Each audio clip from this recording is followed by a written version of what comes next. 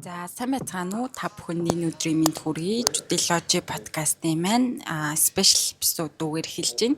За бид 2025 оны хуульчийн мэргэжлийн шалгалт болоод өнгөрсөнтэй холбогдуулан 3 салбар эрх зүйн бодлоготой төстэй шүүхийн шийдвэрүүдийг цуурлаар ер нь ярьж танилцуулж байгаа.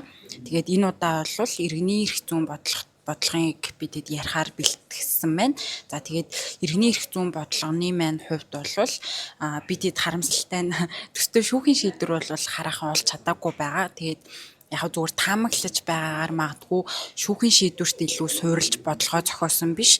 Ер нь бодлого маань өөрөө ер нь зүгээр юм зохиосон бодлого байж магадгүй гэж бид зүгээр таамагласан байгаа. Тэгээд ижил төстэй шүүхийн шийдвэр ерөөхдөө олж бид нар чадаагүй учраас бодлогыг ер нь бодлтыг нь яриад өгвөл бас зүгээрэж магадгүй гэж бодоод энэ удаагийн дугаарыг манай Оюка маань 2025 оны хуульчийн сонгон шалгаруулалтанд ирсэн иргэний эрх зүйн бодлогын өгөгдлийг та бүхэн танилцуулаад тэгээд хуульчтай холбооны сайтч дээр байрсан бодлтыг нь та бүхэнд ярьж өгөхөөр бэлтгэсэн байна. За бодлогын өгөгдөл маань яаж эхэлдэг вэ гэхээр за Сүхбаатар дүүрэгт оршин суудаг ийм хуучин машины худалдаа эрхэлдэг гэдэг хүн байгаа.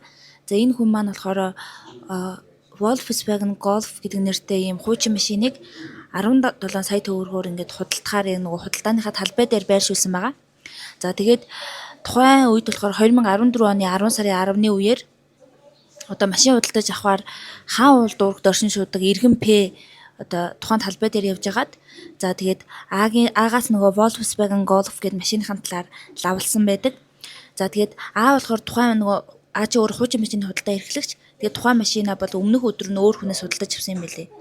За тэгээд бол тухайн машина худалдаж авсан машина бол одоо шалгаж үзээгүй. Гэхдээ Пэд юу гэж хэлсэн бэ гэхлээр машин бараг одоо шинэ юм шиг ийм сайн машин байгаа гэж хэлсэн. За тэгээд яг бодит байдал дээр юу болсон байдаг вэ гэхлээр тухайн машины өмнөх эзэн нь одоо нөгөө машинд ийм том хэмжээний осол гаргаад осол хийгээд тэгээд машины их бие бол эвдэрсэн байсан. За энийг бол машины худалдаач бас өөрөө мэдээг байгаа. Гэхдээ машин бараг л шинэ юм шигэ гэж өөрөө бол хэлсэн байдаг. За тэгээд хэсэг хугацаанд туршиж үзээд ер нь А, Б хоёр бол машиныг одоо худалдаа авахар тохиролцоод за тэгээд А-гийн бэлдсэн одоо нөгөө темплейт загвар гэрээний төслийг байгуулсан байдаг. За тэгээд загвар гэрээн дээр ямар нөхцлүүд байгаа вэ гэхлээр ерөнхийдөө худалдан авагчаар П-гийн нэр байгаа. За машины үнийг бол 17 сая гэж тодорхойлсон. За тэгээд өмнөх эзэмшигчийн хэлснээр тухайн машинд гэмтэл учирсан уу үгүй юу гэдэг ийм нөгөө чеклист маягийн юм байгаа юм шиг байгаа. За тэрэн дээр наа буюу манай худалдагч маань үгүй гэдгийг нь бөглсөн. За тэгээд түүнчлэн тухайн темплейт гэрээн дээр ямар заалт байсан бэ гэхлээр харж сонирхоод худалдаж авсан аливаа баталгаа энэ машинд өгөхгүй гэдэг заалт байсан. За тэгээд П бол одоо мөнгийг нь биднэр өгөөд машиныг шууд худалдаж авсан. За энэ цаг хугацааны явцад бол 2014 оны 10 сарын 10 хавцаа гэсэн үг байгаа шүү. За тэгэхээр ингээд машин худалдаж авснаас хойш одоо 2017 оны 5 сар буюу 2 жил гаруй хугацааны дараа одоо машиныг бол засварчинд одоо засуулах явцад их хэмжээний гэмтэл учирсан болохыг нь бол олж мэддэг. За тэгээд П-ийн хувьд бол яг нөгөө 2017 оны 5 сард ингээд олж мэдээд А-гийн эсрэг бол надад ямар нэгэн шаардлага гарах ирэх байхгүй байхаа гэж бодоод тухайн үедээ бол юу ч хийгээгүй байдаг. За тэгээд 18 оны 6 сард буюу 1 жил 1 сарын дараа юу болдог вэ гэхлээр одоо П маань өмгөөлөгч найзаасаа одоо өөрийгөө бол машины талаар шаардлага гарах эрхтэй хэрэгжүүлэх боломжтой гэдгийг олж мэдсэн. За тэгээд нөгөө худалдагч А-тайгаа эргэж холбогдоод за тэгээд нөгөө болсон явдлыг тайлбарсан байгаа. Ер нь бол болсон явдлыг тайлбарсан гэдэг нь энэ худалдаа авсан машины хэмжээний гэмтэлтэй байсан юм байна гэдгээл одоо нөгөө худалдагчтай тайлбарсан юм шиг байгаа. За тэгээд хариуд нь буюу худалдагч маань яасан бэ гэхлээр яг одоогийн машинтай ижилхэн загварын ижилхэн туулах чадвартай. За тэгээ өнгө нь өөр, километрийн үзүүлэлтээр ялгаатай юм өөр Volkswagen Golf гэдэг машин санал болгосон. Гэхдээ нөгөө шинэ санал болгосон машиных нь өнгө нь өөр. Тэгээд километрийн үзүүлэлтээр ялгаатай буюу одоо өөрөх нь худалдаа авсан машинтай харьцуулахад арай илүү явсан гэх юм уу? Тийм биш юмсан ба. За П-ийн хувьд бол энэхүү саналыг нь одоо хүлээж аваагүй. Яагаад вэ гэхээр өнгө нь таалагдаагүй учраас одоо нөгөө эвдрэлтэй машиныхаа оронд энэ машиныг одоо авахыг хүлээн зөвшөөрөөгүй байдаг. За одоо хугацааны хувьд болохоор ингээд 2018 оны 7 сар болж байгаа. За 7 сард П бол Агийн саналыг хүлээж авахгүй гэдгийг мэдэгдээд за тэгээд нэгэнд осол орсон ийм машин худалдаж авсан учраас одоо өөрийгөө хохирсон байна гэж үзээд Ад хандаад одоо цаашид энэ гэрээнд нэх баригдаад ах шаардлагагүй. 17 сая төгрөгөөр буцааж авъя гэж хэлсэн байдаг. За тэгээд А хариуд нь манай худалдагч А хариуд нь юу гэж хэлдэг вэ гэхлээр Пэг бол ямар нэгэн шаардлага гарах эрхгүй. За яагаад вэ гэхлээр гэрээнд баталгаа өгөхгүй гэж заасан. Түүнээс гадна хөөөлцөх хугацаа дууссан гэж хэлсэн байдаг. За тэгээд түнчлэн юу гэж хэлдэг вэ гэхлээр Агийн зүгээс бол Пэд өөр одоо Volkswagen Golf гэдэг машиныг санал болгосон. Тэгээд тэр машиныг ингээд авах боломжтой хахад өөр аваагүй штэ. Гэт ер нь бол үйл баримтны энэ байгаа. За бодлогын асуулт маань болохоор П-наагаас 17 сая төгрөгөөр шаардах хэрэгтэй юу? За хоёрдугаар асуулт нь болохоор П-н хэмжлээ айлж өгөхөд ямар шаардлага ханган гарах вэ гэсэн ийм хоёр материалын болон процессын хоёр эрх зүйн асуулттай. Ийм одоо даалгаврыг иргэний эрх зүйн салбар эрх зүйн бодлого дээр өгсөн байдаг. За та бүхэнд оролцогч талдаа ахиад сануулгах юм бол А нь худалдагч, за П нь бол худалдаа авагч. За хоног хугацааны хувьд гэвэл 2014 онд автомашиныг худалдаа авсан. За 2017 оны 5 сард худалдаа авагч маань гэмтэлтэй машин худалдаа авснаа мэдсэн. За 2018 оны 6 сард худалдагч буюу одоо Ада буцаагаад мэдгдсэн. За тэгээ 2018 оны 7 сард Агаас мөнгөө буцаан шаардсан гэсэн ийм цаг хугацааны дараалалтай. За энэ цаг хугацааны дараалал маань бодлогын одоо нөгөө цаашийн частийн дүн шинжилгээнд тач холбогдолтой байгаа. За тэгээд эхний асуулт нь бол материалын эрх зүйн асуулт нь юу вэ гэхлээр нөгөө 17 сая төгрөгөөр буцаан шаардах хэрэгтэй юу гэдэг асуулт байгаа. За энэ асуултын хүрээнд одоо яг хуульчтай холбооны бодолч ямар байгааг л ямар нэгэн өөрчлөлтгүйгээр тайлбарлах чинь гэсэн үг. За эхний асуултын хүрээнд болохоор 17 сая төгрөгөөр буцаан шаардах эрхийг асууж байгаа. За энэ дээр бол энэ бодлого бодогч маань хоёр хувьбар санал болгосон юм билээ. За нэгдүгээр 17 сая төгрөгөөр буцаан гаргуулахын тулд Ата байгуулсан гэрээгээ хүчингү тооцоолох. За ингээд хүчингү тооцоолох замаар нөгөө шилжүүлсэн хөрөнгөө одоо үндэслэгүй хөрөнгөцсөн шалтгаанаар буцаан шаардах боломжтой эхнийх нь. За эсвэл гэрээг дуусгар болгох одоо ямар нэгэн арга одоо хэрэгжүүлэх замаар одоо өгсөн зүйлээ буцааж авна гэдэг ийм хоёр төрлийн сонголт байгаа даа. За эхний сонголтоороо явбал гэрээг хүчингү тооцоолох гээд. За гэрээг хүчингү тооцоолохын тулд одоо иргэний үеийн нөгөө шаардах эрх олгосон зохицуулалт байх хэвээр.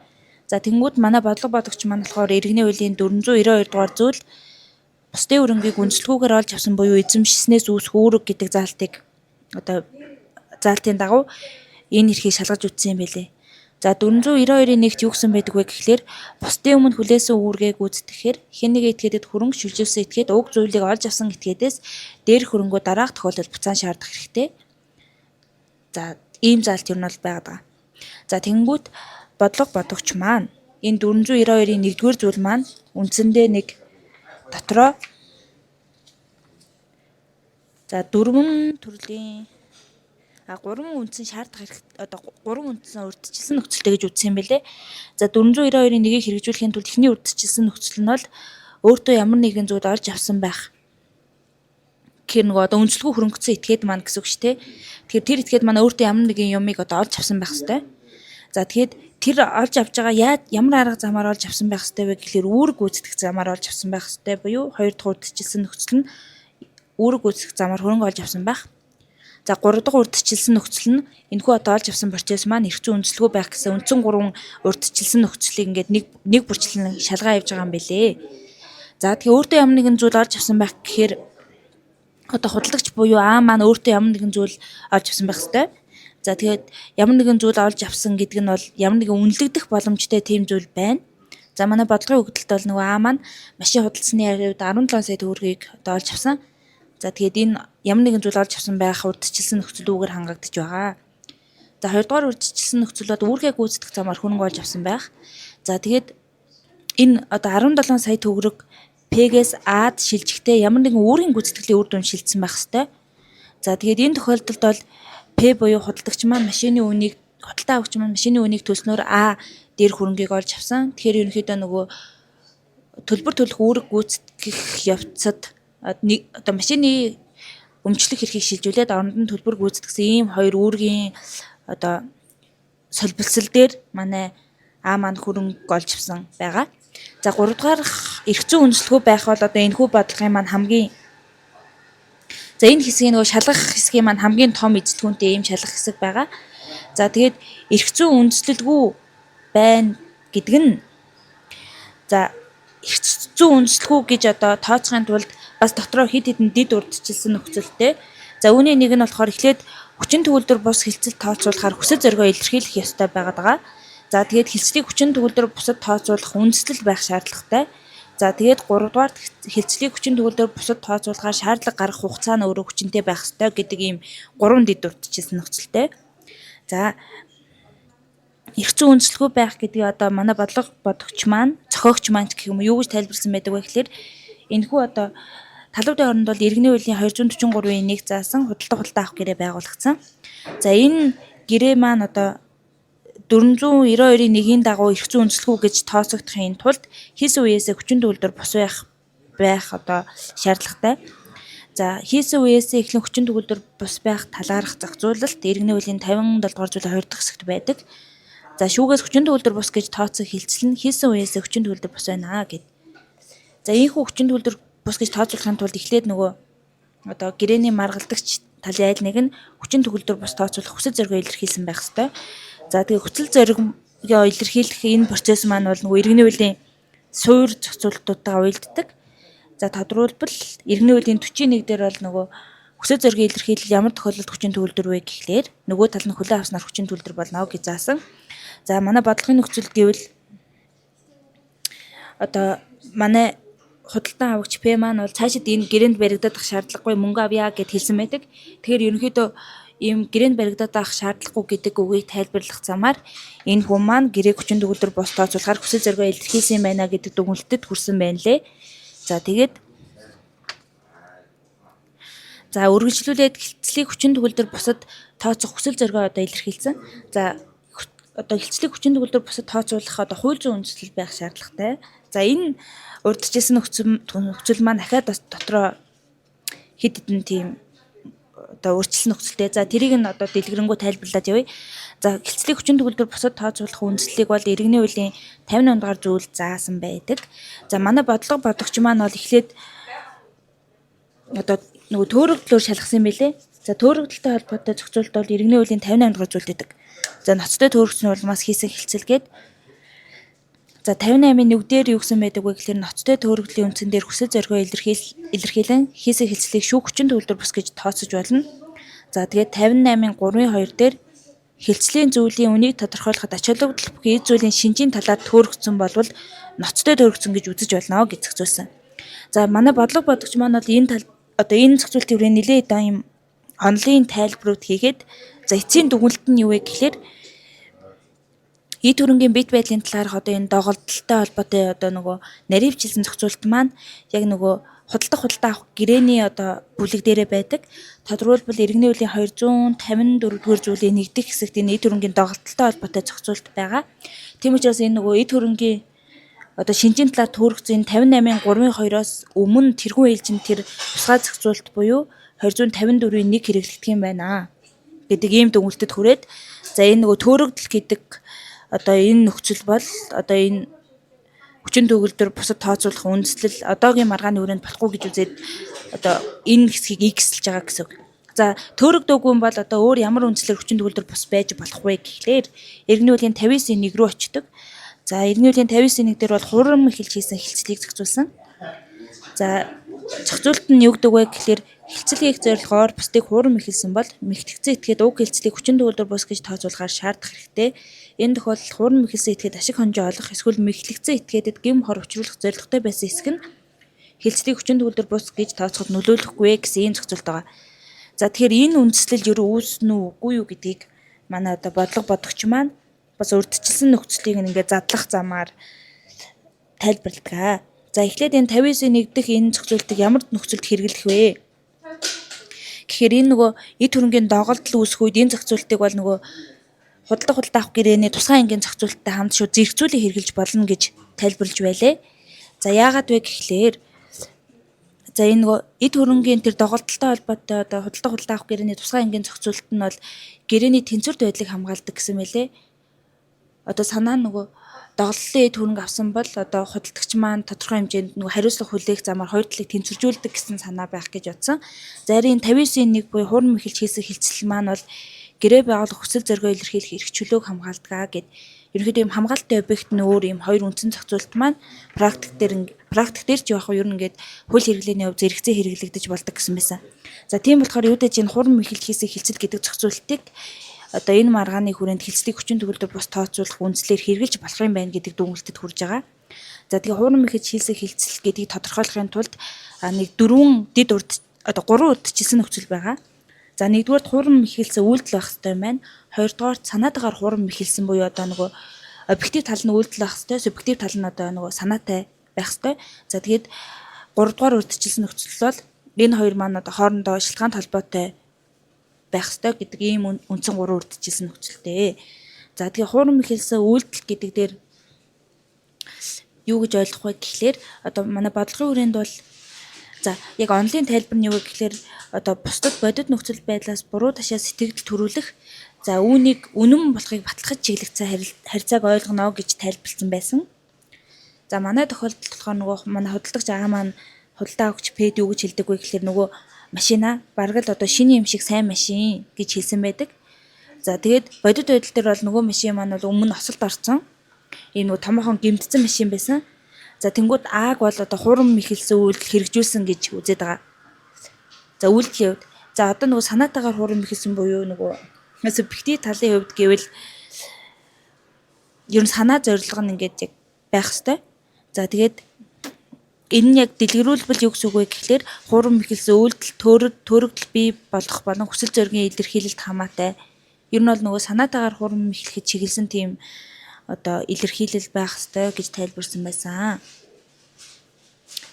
За тэгээд манай тохиолдолд яасан бэ гэхлээр одоо худалдагч маань болохоор тухайн машиныг осолд орж байгаагүй гэж хэлсэн. Тэгээд өөрөө яг осолд орж байгаагүй үгүйг бүрэн мэдэхгүй байж иж осолд орж байгаагүй гэд хэлчихэж байгаа тэр байдал нь өөрөө хуурам эхэлсэн илэрхийлэл болчихж байгаа гэж бодлого бодогч маань дүгнсэн байсан. За тэгээд шалтгаан толгой нь юу вэ гэхлээр аагийн одоо нөгөө худалдагчийн тэр төрөгдүүлсэн үйлдэл нь худалдаа авагчийг одоо гэрээ байгуулахад хүргэсэн буюу энэ нөгөө үйлдэлийн хооронд юм шалтгаан толгой байгаа. За тэгээд явцын дүгнэлт нь юу вэ гэхлээр энэ нөгөө талуудын хооронд хийгдсэн энэ худалдаа авах хилцэл нь одоо иргэний үеийн 59-1 заасан хуурам эхэлж хийсэн хилцлийн урдчилсан нөхцөлийг хангаж байна. За тиймээс гэрээ хүчин төгөлдөр бус тооцоолох үндэслэлтэй байна гэдэг ийм дүгнэлтэд хүрж байгаа. За тэгээд энэ хэсэг дээр гэрээ хүчин төгөлдөр бусад тооцоолох үндэслэл хэсэг дээрээ одоо шалгаж байгаа хамгийн сүүлийн зүйл нь болохоор гэрээ хүчин төгөлдөр бусад тооцоолох одоо энэ шаардлага гаргах хугацаа өөрөө хүчинтэй байна уу үгүй байна уу гэдгийг шалгасан байгаа. За тэгээд иргэний үеийн 59-ийн 4-р зүйлд болохоор энэ шаардлага гаргах хөөөлцөх хугацааны талаар заасан байдаг. Одоо бүр тусгай хөөөлцөх хугацаа байгаа гэсэн үг. Яг энэ хилцлийг хүчингүй болгохтой холбоотойгоор. За 59-ийн 4-т юу гэж заасан бэ гэхээр сонирхогч итгээд энэ зүйл заасан хилцлийг хүчин төгөлдөр бус гэж тооцоолох үндэслэл байгааг мэдснээсээ хойшоо 1 жилийн дотор нөгөө талдаа гомдлын шаардлага гаргах хэрэгтэй. За 1 жилийг одоо хизээ тоолж эхлэх вэ гэдэг асуудал яригдана. За бодлогын нөхцөлд өгөгдснөөр 2017 оны 5 сард нөгөө машина засварчинд өгөх явцдаа худалдаа авагч маань тухайн одоо машин доголдолтой болохыг олж мэдсэн. За эндээс 1 жилийн тооцвол 2018 оны 5 сарын 1 жилийн одоо гомдлын шаардлага гарах хууль хугацаа дуусч байгаа. За гэтэл манай одоо бодлогын нөхцөлд өгөгдснөөр худалдан авагч маань 2018 оны 7 сард одоо аад бол нөгөө мөнгө буцааж авъя гэдгийг хэлсэн байдаг. Тэр гомдлын шаардлага гарах хууль хугацаа 2 сараар хэтэрсэн байгаа.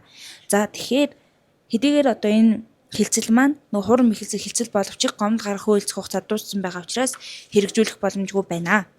За үндсэн дүгнэлт маань юу вэ гэхлээр одоо энэ хүү өөрийн гүйцэтгэлийг иргэний үеийн 492-1 заасны дагуу одоо 17 сая төгрөгөөр буцаан шаардах хэрэггүй байна гэдэг дүгнэлтэд хүрж байгаа. За тэгээд энэ нөгөө бодлогын ихэнд танилцуулсанчлан юм шаардах эрхийн 2 юм нөгөө салаа замыг тодорхойлсон. Эхнийх нь болохоор 492-1-ээр буюу хилцлээ хүчин төгөлдөр бус тооцоолох замаар шаардах. За эсвэл одоо ямар нэгэн байдлаар хилцлээсээ буцаад мөнгөө шаардах гэдэг юм 2 салаа зам байгаа. За тэгээ эхний салаа буюу нөгөө хүчин төгөлдөр бусад тооцоолох асуудал маань хууль хугацаатай холбогдуулаад ингээд боломжгүй болчихж байгаа. За тэнгууд одоо бодлого бодогч маань 2 дугаар арга замаараа явж байгаа. За 2 дугаар арга зам маань юу вэ гэхээр иргэний үеийн одоо гэрээнээс татгалзах зохицуултуудыг хэрэглэх замаар одоо үнэ буцаан шаардах боломж байна уу гэдгийг ингээд шалгаа явьж байгаа юм билээ. За энэ хүрээнд иргэний үеийн ямар залтууд хэрэгжилж байгаа вэ гэхлээр за 205 дугаар зүйл дээр заасан гэрээний аль нэг тал нь гэрээнээс татгалзнаас үүсэх үр дагавар. За 204 дугаар зүйл заасан гэрээнээс татгалзах журам. 225 дугаар зүйл заасан үүрэг зөрчснөөс талууд гэрээнээс татгалзах. За тэгээд 254 дугаар зүйлийн нэг заасан эд хөрөнгийн догдлын талаар худалдаа авахчийн эрх гэх мэтчлэн одоо холбогдох зохицуултыг хэрэглээд энэ хэсгийн одоо бодлтыг хийсэн байгаа. За өмнөх юутайгаа адилхан нэг бүрчлээ алхмуудаараа ингээд тайлбарлаа авъя. За ПНА-тай байгуулсан худалдаа авах гэрээнээс татгалзах хэрэгтэй нөхцөл 7 сая төгрөгийг буцаан шаардах боломжтой гэд. За энэ нөгөө 7 сая төгрөг бол бодлогын нөхцөл төр огт байгаагүй. Энэ нөгөө 17 сая бичих чад энэ 7-ыг алдсан юм шиг байна. За эхлээд одоо энэ гэрээнээс татгалзахын тулд ихтэй гэрээнээс татгалзах илэрхийлэл байх ёстой. Тэгээд татгалзах үндэслэл байх ёстой. За тэгээд гэрээнээс татгалзах эрхийн хязгаарлалт байна уугүй юу? За тэгээд хамгийн сүүлд нь гэрээнээс татгалзах эрхийг хэрэгжүүлэх хугацаа гэдэг ийм бас 4 одоо дид асуудлыг шалгах хэрэгтэй болж байгаа. За гэрээнээс татгалзах илэрхийлэл байсан уу гэд харахаар иргэний үеийн одоо гэрээнээс татгалзахад бас хэд хэдэн ийм тусгай нөхцөл үйлчилж байгаа. Тодорхойлбол иргэний үеийн 204-ийн 1 дээр гэрээнээс татгалзах журмыг зохицуулсан. За тэгээ аль нэг тал гэрээнээс татгалзах бол энэ тухай нөгөө талдаа мэдэгдэнэ гэсэн байна. За тэгээд энэ мэдэгдэх гэдэг урдчилсан нөхцөл яаж хангагдсан бэ гэдгийг хараад үзвэл П маань нөгөө худалдагч Ада одоо гэрээнд баригдаад ах шаардлагагүй гэдгийг хэлсэн. За үүгээр бол гэрээнээс татгалзах хүсэл зоригийн илэрхийлсэн байх боломжтой гэж харсан байна. За тэгээд гэрээнээс татгалзах үндэслэлийг одоо хэрэгжүүлэхэд яг нөгөө нэлээд бол урдчилсан нөхцөл байгаа. За эхнээс нь одоо дуртай авъя. За иргэний үеийн 225-ын 1 зааснаар ямар тохиолдолд гэрээнээс татгалзах вэ гэхлээр аль нэг тал нь гэрээгээр хүлээлээс үүргээд зөрчсөн. Нэгдүгээр зөрчсөн байна. Хоёрдугаар үүрэг гүйцэтгэх нэмэлт хугацаа тогтоосон боловч үр дүн гараагүй гэдэг ийм хоёр юм байна. Тэгэхээр нэгдүгээр зөрчсөн байх хэвээр маань хоёрдугаар нэмэлт хугацаа тогтоож өгсөн байх хэвээр юм байна. Тэр хугацаанд нь үр дүн гаргаагүй мэн гэдэг ийм одоо урьдчилсан нөхцлүүд байгаа. За нэгдүгээр хоёр талын хооронд гэрээ байгаа яг үйл иргэний үеийн 243-ийн 1 заасны дагуу худалдаа авах гэрээ байгуулагдсан. За тэгээд яг эрсдэл шилжих үед бид байдлын доголдол бий болсон байх хэвээр буюу одоо нөгөө худалдагч дээр хөрөнгө байх үед энэ бит байлын доголдол найдал хэзээ үүссэн байх хэвээр. За тэгээд нөхцлөө хараад үзвэл тухайн одоо машины ослын түүхтэй тээврийн хэрэгсэл байсан бөгөөд яг нөгөө худалдагч одоо худалдаа авах үед бол худалдагчаас худалдаа авахч шилжих үед бол аль хэзээний энэ бит байлын доголдол бий болсон байсан. За тэгээд нэмэлт хугацаа тогтоосон боловч үр дүн гараагүй гэж байгаа. За энэ дээр ер нь бол нөгөө одоо гэрээнээс татгалзсан гэдэг нь тодорхой хэмжээнд нөгөө яг хэрэгжиж байгаа гэрээнээс татгалзна гэдэг нь тодорхой хэмжээнд нөгөө гэрээний нөхцөл байдлыг ийм саатуулах үндэслэл болдог. Тэгэхээр гэрээнээс татгалзна гэдэг нь ийм нөгөө туйлын эрх биш тодорхой одоо үндэслэлтэй байх ёстой. За тэгээд нөгөө хоёр талаа тэмцэржүүлэх үүднээс хуульд нөгөө нэмэлт хугацаа тогтоож өгөх ийм шаардлагыг оруулсан байдаг. За тэгээд манай тохиолдол дээр болохоор нэмэлт хугацаа яг нөгөө тогтоож өгсөн үйл баримт байхгүй. Гэхдээ одоо бодлого бодогч маань өөр үнцэг гаргаж ирдэг нь анхнаасаа нэмэлт хугацаа тогтоож өгөх шаардлагагүй нөхцөл байсан байдал үүссэн байж болзошгүй гэдэг юм гарч ирдэг. За тэгээд тэгвэл анхнаасаа ямар үед нэмэлт хугацаа тогтоох шаардлагагүй вэ гэхлээр доголдлыг одоо нэмэлт хугацаа тогтоосон ч доголдлыг арилгаж өгөх боломжгүй байх, ахин гүйцэтгэх боломжгүй байгаа тохиолдолд нэмэлт хугацаа тогтоох угаасаа шаардлагагүй. За ийм үнэхээр шаардлагагүй байсан үгүй юу гэдгийг тогтоохын тулд бас л ингээд тайлбарлах хэрэгтэй. За доголдлыг арилгах боломжгүй байх гэдгийг юу гэж ойлгох вэ гэхлээр ер нь бол нөгөө анхны хэлбэрт нь оруулах боломжгүй байхыг ойлгоно. За нөгөө манай машин маань бол бүр ингээд том хэмжээний осолд орсон учраас ингээд огт ингээд доголдолгүй юм шиг болох боломжгүй. За хоёрдугаар дахин гүйцэтгэх боломжгүй байх хэрэгтэй. Захин гүйцэтгэх боломжтой эсхийг бол одоо тухайн нөгөө машиныг өөр машинаас сольж өгөх боломжтой юу үгүй юу гэдгээр ер нь бол хараад байгаа. За тодорхойлбол за манай бодлого бодогч маань энэ хэсгийг маш дэлгэрэнгүй тайлбарсныг ерөөдөө товчлъя. Захин гүйцэтгэх боломжгүй юу гэж ойлгох вэ гэхээр тухайн төргийн шин чанартай холбож ойлгоно. Жишээлбэл нэг бүрийн шинжээр тодорхойлогдох эд зүйл үү, төрлийн шинжээр тодорхойлогдох эд зүйл үү гэдгээрээ ялгаатай. Жишээлбэл нэг бүрийн шинжээр тодорхойлогдох онцлог зүйлийг бол захин гүйцэтгэх хүндрэлтэй. Төрлийн шинжээр тодорхойлогдох бол өөр нэгэн зүйлээр орлуулах боломжтой байдаг. За тэгээд ерөнхийдөө энэ нөгөө Volkswagen энэ нөгөө Volkswagen Golf гэдэг энэ машин бол ахин гүйцэтгэх боломжтой юм байна гэж дүгнэж байгаа. Гэтэ одоо ахаад манай бодлого бодогч маань ингээ бүр задраад бүр нарийн асуудал руу орно. Яг энэ маргааны хүрээнд ахин гүйцэтгэх боломжтой юу үгүй юу гэдгийг дүгнсэн. За энэ машины хувьд болохоор одоо энэ тохиолдлын хувьд бол ахин гүйцэтгэх боломжгүй байна гэдэг дүгнэлтэд энэ бодлого бодогч маань хүрсэн байлээ. За яагаад вэ гэхээр нэгдүгээрт ингээд өнгөний хувьд яг тухайн өнгөө хүсэж байгаа манай худалдаа авагч маань тэрнээс гадна нөгөө санал болгоод байгаа машин одоо манай худалдаа авсан машинаас илүү олон километр явцсан байгаад байгаа. Тэгэхээр яг энэхүү тохиолдлын хувьд бол одоо яг өөрөх нь авсантай ижил Volkswagen Golf гэдэг машиныг ахин гүйцэтгэх боломжгүй байна гэж харсан. За тэгээд дүгнээд үзвэл юу гэсэн үг вэ гэхээр нэмэлт хугацаа одоо нөгөө тогтоох шаардлагагүйгээр гэрээнээс татгалзах хэрэгтэй юм байна гэдэг дүгнэлтэд хүрж байгаа. За одоо дараагийн урдчилсан нөхцөл юу вэ гэхээр за гэрээнээс татгалзах одоо ингээд нөхцөл нь бүрдсэн юм байна. Тэнгүүт одоо иргэний үеийн тэр худалдаа авах гэрээний тусгай ангийн зохицуулалтад гэрээнээс татгалзах эрхийг хэрэгжүүлэхэд бас хязгаарлалт тогтоосон байдаг. Тэгэхээр одоо тэр хязгаарлалтанд бас ингээд орцсон байвал татгалзах боломжгүй гэсэн үг. За манай гэрээн дээр үйл баримт дээр нэг ач холбогдол бүхий одоо нөхцөл байгаа нь нөгөө гэрээн дээр баталгаа өгөхгүй гэдэг заалт байгаа. За энэ баталгаа өгөхгүй гэдэг заалт чинь гэрээнээс татгалзах эрхийн хязгаарлалт болох уу гэдгийг бодлого бодогч маань дүгнсэн. За тэгээд бодлогын өгөгдөл дээр энэ нөгөө стандарт нөхцөл бүхий гэрээ байгаа. За тэгээд стандарт нөхцөл бүхий гэрээн дээр нөгөө татгалзах баталгаа өгөхгүй өдр гэдэг заалт ороод ирэхээр энэ нөхцөл маань өөрөө хүчин төгөлдөр бус. Тэгэхээр гэрээнээс татгалзах эрхтэй холбоотой ямар нэгэн хязгаарлалт байхгүй юм байна гэдэг дүгнэлтэд хүрсэн. За хамгийн сүүлийн урьдчилсан нөхцөл нь бол гэрээний татгалзах эрхийг хэрэгжүүлэх хуулийн хугацаа буюу одоо нөгөө хууль хугацааны асуудал яригдана. За гэрээнээс татгалзах эрхээ одоо нөгөө хууль заасан тэр хүчин төгөлдөр хууль хугацааны дотор гаргаж ийж нөгөө хэрэгжүүлэх боломж маань бүрдэнэ. За тэгээд иргэний үеийн 254 дугаар зүйлийн 6 дахь хэсэгт болохоор хууль хугацаатай холбоотой энэ одоо зохицуулт байгаа. За энэ ямар зохицуулт вэ гэхээр худалдагч эд хөрөнгийн баталгаад хугацаа тогтоосон болвол энэ хугацааны дотор хугацаа тогтоогоогүй болвол тухайн эд хөрөнгийн өмчлөх эрхийг шилжүүлж авснаас хойш 6 сарын дотор доголдолыг илрүүлсэн худалдаа авагч за энэ хуулийн 254-ийн 1 заасан шаардлагын аялал нэгийг гаргах хэрэгтэй гэсэн заалт байгаа. За тэгээд 6 сарын хугацаа нь болохоор яг эрсдэл шилжснээс хойшоо тоологдно гэж байгаа. За гэхдээ хэрвээ одоо худалдагч маань нөгөө доголлыг одоо санаатаагаар нүүн дарагдуулсан болвол энэ 6 сарын хизээнээс тоолох вэ гэхлээр худалдаа авагч доголлыг мэдсэн үеэс эхлэн тоолно. За тэгээд түнчлэн одоо энэ хүү маргааны хэвцэд бол ердийн хуульцах хугацаа үйлчлэн. Ердийн хуульцах хугацаа гэдэг нь юу вэ гэхлээр иргэний үеийн ерөнхий ангийн 75 дугаар зүйлийн 1-2 дээр зохицуулсан байдаг. 75 дугаар зүйлийн 1 тэгээд 76 дугаар зүйлээр зохицуулсан байдаг. За тодорхойлбол хууль одоо гэрээний үүрэгтэй холбоотой шаардлага гарах хуульцах хугацаа 3 жил байдаг. За тэгээд П-ийн хувьд болохоор мэдээлэл гаргасан үеэс эхлээд хуульцах хугацааг нь тоолвол за мэдсэн үеэс нь эхлээд хуульцах хугацааг тоолвол 2017 оны 5 сард одоо мэдсэн. За тэгээд одоо гэрээнээс татгалзах тухай саналаа 2018 оны 6 сард илэрхийлсэн. Тэгэхээр ерөнхийдөө нөгөө хуульцах хугацаа тоолох 3 жил дотроо татгалзлаа илэрхийлсэн байгаа учраас хуульцах хугацаа өнгөрөөгүй буюу гэрээнээс татгалзах эрх нь хүчин төгөлдөр байгаа.